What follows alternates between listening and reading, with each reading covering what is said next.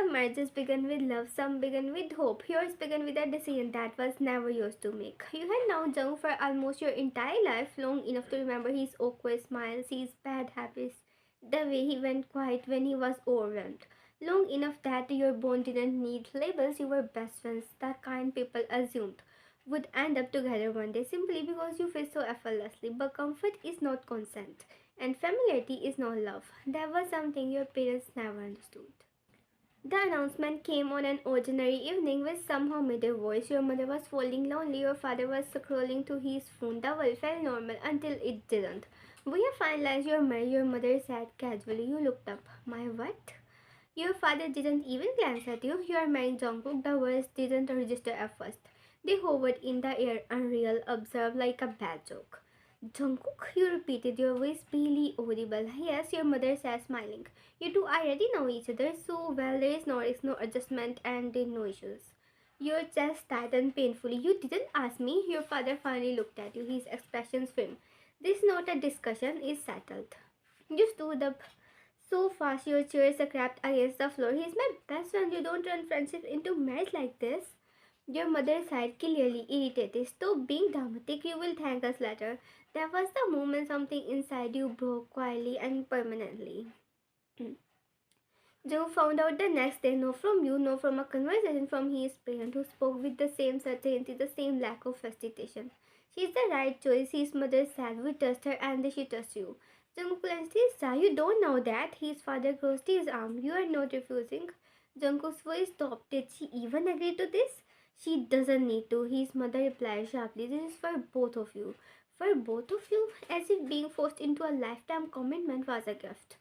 When Jungkook showed up at your apartment that evening, you already knew why he was there. He opened the door and froze. He looked uncomfortable, nervous, and guilty. So it's true, you said before he could speak. He nodded. They told me yesterday. You laughed, but there was no humor in it.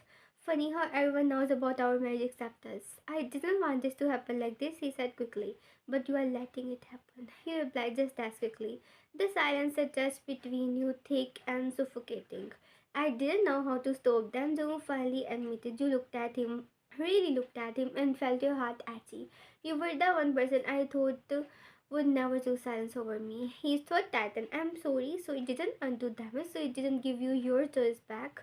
The week passed in a blur of planning you didn't want. Venues were booked, clothes were chosen, smiles were practiced. You moved through it all like a ghost, nodding when required, responding when spoken to, while inside you felt hollow. People kept saying the same thing. You are lucky. Best friends make the best partner. This is meant to be. No one asked how tapped you felt. No one noticed how quiet you had become. The wedding day arrived faster than you were ready for, standing in front of the mirror dressed in white. You barely recognized yourself. The reflection staring back at you looked composed, beautiful, and completely broken. When you walked down the aisle, your eyes met Jungkook's.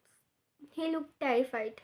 Not in love, not excited, just scared, and for a moment you wondered if he felt as helpless as you did.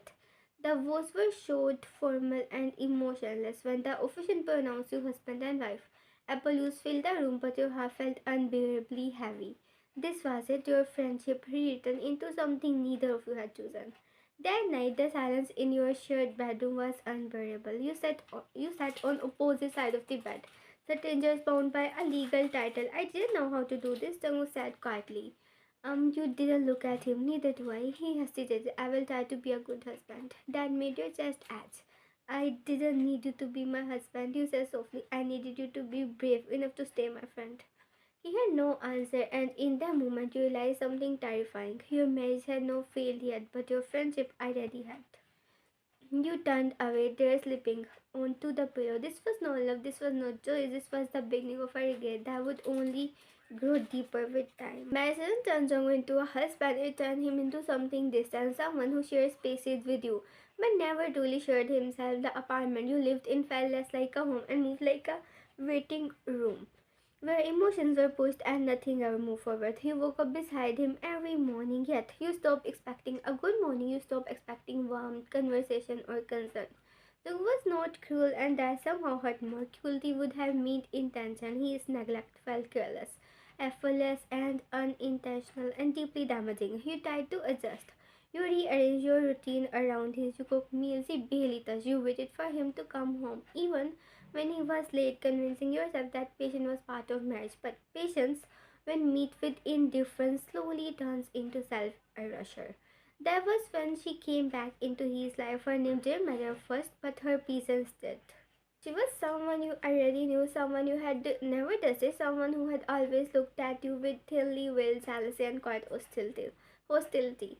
She had been your enemy long before she became a part of Jungkook's world again. She worked with him now, and she made sure you knew it. The first time Jungkook mentioned her, it was casual. She joined the team recently, he said while scrolling through his phone. You remember her, right? Your body stiffened instantly, unfortunately. Jungkook frowned. You still don't like her? She doesn't like me. You cracked it quietly. And she never was. He shrugged. That was a long time ago. But enemies don't forget their weight. Soon her name started coming up too often. She stayed late to help me finish a project. She understands my voice such as she is easy to talk to. Each sentence landed like a buzz. Not because Jung was praising her, but because he never spoke that way about you. You meet her again at a small gathering one evening. She smiled when she saw you, no warmly and no kindly, possessively. So you are the wife? She said, eyes scanning you slowly. I always wonder how this would turn out. You forced a polite smile, and I always wonder when you would cross boundaries again. Her smile widened. Some things don't need permission. Jung laughed awkwardly, pretending not to feel the tension. You felt invisible. From that day on, her indifference became obvious. Her interference became obvious. She texted Jung constantly, called him late at night, needed help with things she could easily handle herself. And Jungkook, instead of drawing boundaries, allowed it. Worse, he defended it. She's just a friend. You are overthinking. You are being sensitive. Each word chipped away at your sanity. One night, you finally confronted him. You don't see how inappropriate this is. You asked, who is trembling? There was silent frustration. Why are you always making an issue out of nothing? Nothing? Your enemy sitting too close to him at work. Your enemy knowing he is casual. Your enemy calling him when he was supposed to be with you. If this was nothing, then what were you? It makes me feel understood. Jungwoo sat without thinking. The moment the word left his mouth, he froze. Your heart shattered. I used to understand you. You whispered before you stopped letting me. He looked away. That was his answer. She noticed everything, your silence, your baking posture, your fading presence, and she enjoyed it.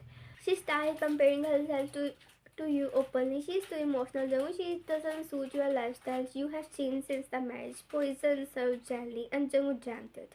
You cried alone most nights, not loudly, not dramatically, just quietly enough to convince yourself that this pain was manageable. But deep down, you knew the truth. Your enemy was not destroying your marriage, your husband's weakness was. One evening, Jungwoo came home late again. You didn't ask why, you already knew. He noticed your silence. You are not going to say anything. You looked at him with tired eyes. I'm tired of begging for space in my own marriage. He didn't respond, and in that moment, you realized something devastating. You were not fighting a third person, you were fighting a man who had already stopped choosing you. That night, you lay awake beside him, staring at the ceiling. Your heart hurt. Not because of jealousy alone, not because the person you trusted most have failed you twice, not first as a friend, now as a husband. And the worst part, the real betrayal had not happened yet, but it was coming slowly and inevitably. Some betrayals announce themselves loudly, others keep in quietly, wearing familiar faces and trusted names until the damage is irreversible. You have felt it coming, the constant tightness in your chest. It's the sick feeling whenever Jung-soo lit up late at night. The way his attentions drifted elsewhere while you slowly disappear inside the same room. Still, nothing prepares you for proof. Ariana had always been your enemy, not openly, not dramatically, but subtly, through sighs, glances, fake smiles, a calculated presence. She was the kind of woman who didn't steal someone over. She waited until they were weak enough to walk into her arms willingly. And Jung was weak. That evening, Jung told you he would be late again. Work, he said, no meeting your eyes. You nodded. You had stopped questioning him days ago. Questions only led to arguments, and arguments always ended with you apologizing for pain he caused. You sat alone in the apartment, the silence louder than ever. Then his tablet burst. You were not snooping, you were not suspicious, you were tired. The second later, with a notification that shattered everything you were still trying to hold together. Ariana, I missed last night already. Wish you were here instead of pretending again. Your hands started shaking, your heart didn't rest, it stopped. You stared at the screen, hoping your eyes were lying to you. They were not. More messages appear. She doesn't understand you like I do. You deserve someone who chooses you. I will wait for you always. Your vision blurred as terror filled your eyes. So, this was it. Not just emotional neglect, not just crossed boundaries. He had crossed you. When Zoe came home, the apartment lights were on. You were sitting on the couch, still silent, his tablet placed neatly on the table in front of you. He froze the moment he saw it. What is this? He asked through his voice already knew. You tell me, he replied softly. He said, you stood up slowly, holding the device with trembling hands. How long? Silence. How long, Jungkook? A few weeks. A word cut deeper than any scream ever could. A few weeks, you repeated, disbelief shaking your voice. So, while I was trying to fix a marriage I never wanted, you were building another one behind my back. It wasn't supposed to happen, he said desperately. I was confused. You were married. You interrupted sharply. Confusion doesn't excuse betrayal. He ran a hand through his hair, panic settling in. You don't understand what I was feeling. A broken laugh escaped your lips. No, Jungkook, I understand perfectly. You were lonely, and instead of fixing your marriage, you found comfort in my enemy. That word finally made him flinch. Enemies? He was always waiting. You continued, tears streaming freely now, and you handed yourself to her without a fight. You were my best friend, you whispered, your voice breaking completely. Do you know what hurts the most? He shook his head. I said, not that you cheated. You said too so, but that you couldn't even stay loyal to our friendship. You promised to protect me once. Instead, you just turned me. He dropped to his knees. I regret it, he cried. I swear I do. I never mean to hurt you like this. You looked at him, really looked at him, and felt nothing but exhaustion. Regret doesn't undo trauma. You said quietly, and love doesn't survive disrespect. You packed your bags that night, not in anger, not in haste. In silence, Sung followed you, begging, apologizing, breaking, but every tear of his came too late. Please, he sobbed, don't leave. You pushed at the door. I already left the day you chose her. You replied, and then you walked out. You went back to your parents' house, a place where all of this had begun. The place where your choice had been stolen. They were surprised to see you, shocked by your tear-stained face, your shaking hands. What happened? Your mother said anxiously. You laughed bitterly. What happened? You repeated. What you made happen. You told them everything: the forced marriage, the emotional neglect, the cheating. You didn't cry while speaking. Your voice was calm, and that scared them more than anger ever could. I beg you not to do this. You said you didn't listen. You said I would adjust. You said I would be happy. Your father tried to speak. We thought. You thought about yourself. You snapped. No, once did you think about what I wanted? Do you know what hurts the most? You continued. I lost my best friend because you wanted control. I lost my marriage because you forced two unready people together. Your mother started crying. Good, she should. You didn't just ruin my marriage, you said, voice shaking with rage and pain. You ruined my ability to trust. You ruined my belief in choice. You ruined me. Silence filled the room, heavy and permanent. Days later, Jagu tried to contact you again. Messages, calls, apologizes, apologies filled with regret, but regret is loud only after damage is done. You didn't reply because some mistakes don't deserve forgiveness. Jungkook lost you, no because he cheated, no because he failed you twice, once as a best friend and once as a husband, and that loss, that regret, it will follow him for the rest of his life. The end. Guys, do like, comment, share, and subscribe my YouTube channel for more videos. Tata, bye bye.